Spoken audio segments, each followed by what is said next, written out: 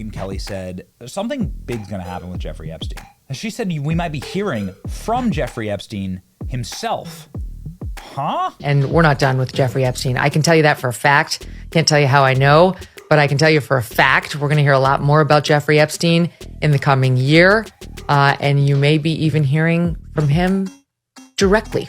More on that as I'm allowed to tell you. Directly, of course, would mean that Jeffrey Epstein speaks.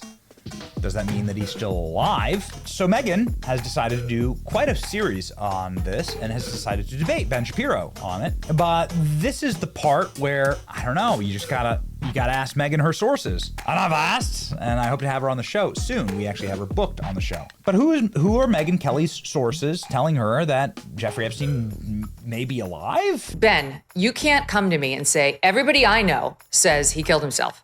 And then I respond saying, I actually have my own sources who say he didn't.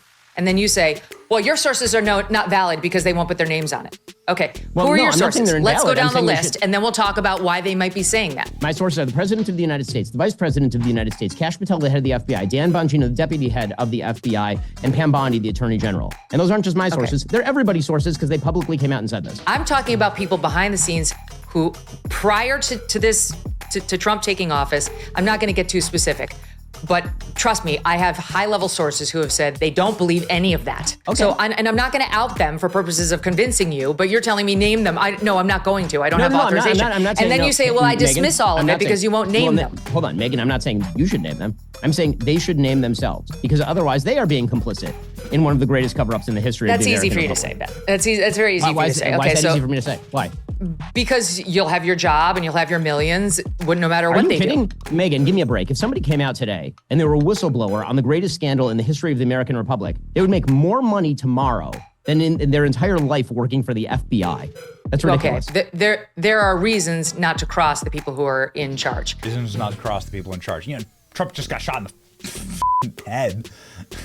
It's like, what are you left to assume when you hear debates like this? Well, it gets me quite angry because so many of the victories that we've had over the past couple of years on government hoaxes has been because we've been able to ask tough questions and to put our shoulders into and through the door and to say that January 6th was a hoax and the pipe bomber was a Fed. How many other hoaxes? Russiagate, Hunter Biden laptop. How much has been shoved by the feds in our direction in order to deceive us? And so what I'm saying here is that just like, shut up, believe the official story, move on, that hasn't worked and it won't work. What will work is showing the evidence. What will work is trusting the American people and saying, here it is.